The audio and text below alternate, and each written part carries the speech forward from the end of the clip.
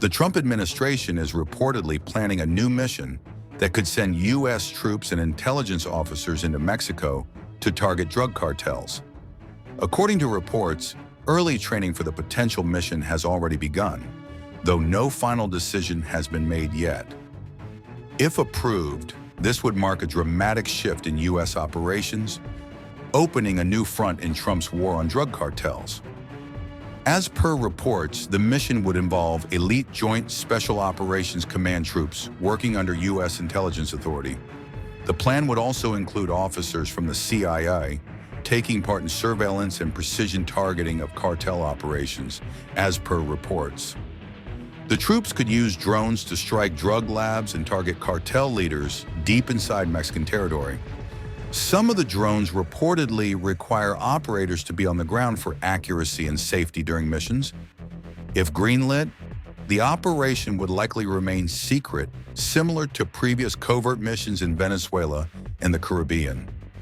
The plan follows Trump's February decision to label several Mexican cartels as foreign terrorist organizations. That designation gives U.S. forces broad legal powers to conduct espionage and covert strikes against those groups. Trump has argued that cartel activity poses a direct national security threat to the United States. He's called drug trafficking a deadly epidemic that demands stronger military responses, not just law enforcement. Since September, Trump has authorized strikes on alleged drug smuggling boats near Venezuela and the Caribbean. As per reports, those strikes killed dozens of traffickers, though they have offered no public evidence so far. Trump says the campaign sends a message that cartels will face lethal punishment for trafficking narcotics. The Mexico mission, however, is not designed to undermine the government in Mexico, according to U.S. officials. Washington reportedly hopes to coordinate with President Sheinbaum's administration, but hasn't ruled out acting alone. We're here today to discuss a sweeping, unprecedented, and historically successful operation that my administration has carried out in recent weeks to arrest, prosecute, and permanently remove members of foreign drug cartels from American soil. And the people gathered around this table are the ones that are doing it, and in this room. Some of them sitting a little behind. In fact, some of them, I'm surprised, are not actually at the table. You people should be very insulted by that. But you've done a great job back there. On my first day in office earlier this year, I signed an executive order to officially designate the drug cartels and savage transnational gangs as foreign terrorist organizations. It was my honor to do so. And on that same day, I also signed an order directing the creation of the Homeland Security Task Force to bring together all federal, state, and local partners to achieve the national policy goal of eliminating the cartel presence in America once and for all. And the results are, and it's early, and the results are spectacular.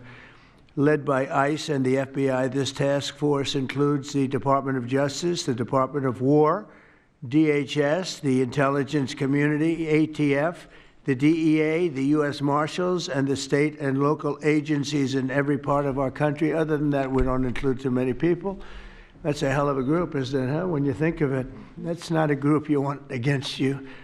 Certainly not at one time. Under the Trump administration, we're finally treating the cartels as the core national security threat that they really are. The cartels are waging war on America, and just as I promised in the campaign, we're waging war on them like they've never seen before. All you have to do is turn on your television and you'll see what's happening to them. Past administrations have tried to mitigate this threat, and our objective is to eliminate it. We're not mitigating, we're eliminating. We're getting them out. The bad ones we're putting in prison. We hate to do that because that means we're stuck with them for 50 years or more. In recent weeks, our Homeland Security Task Force has seized more than 70 tons of deadly narcotics, along with more than 1,000 illegal guns. And that's just recently. This is already the most successful anti-cartel and anti-gang operation in American history, and it's just getting started. We have incredible people. A lot of them are in this room with us today, and it's an honor to have them. But we're going to not stop until the threat has been fully and completely eradicated.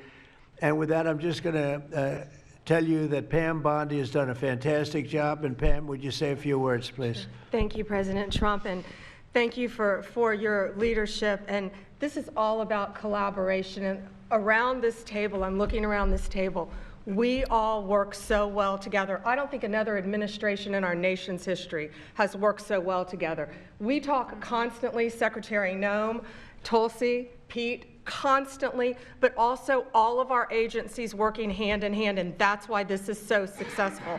And these people around this table are working 7 days a week, 24 hours a day, even though the Democrats have tried to shut down the government. Terry Cole, I'm laughing because you're around the clock, you're all over the world. Director Patel, you're unstoppable, what you're doing around this country.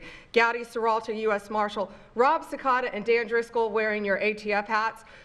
Rob, I was on the texting, Todd Blanche and I were on the texting you at 1 a.m. on cases. I mean, that's how committed all of these people are to just keeping all of our citizens safe. And that's what it's all about. And this project is the brainchild of Stephen Miller. And you are doing so much to keep our citizens safe, our kids safe, and get these drugs off our streets. Like the mayor of San Francisco and I are going to be meeting on fentanyl in a few weeks and working hand in hand on that. Secretary Noem spoke to him. But the results of this last month have been historic. As the president said, in the last month, think about this, 3,200, more than 3,200 violent gangs and drug dealers have been taken off the streets. Off the streets. Now, Director Patel and all of these agencies have also been working so hard on getting the leadership. But we are getting all the gang members off the streets and the drug dealers, Sinaloa, CJNG, MS-13, and more, TDA. 91 tons of drugs have been seized as a result of this task force. We tried to put this in perspective for you. This would be filling 4 18-wheelers, all the drugs just in the last month that have been taken off the streets. 58,000 kilos of cocaine. Think about a big backyard swimming pool. That would fill 1.5 swimming pools.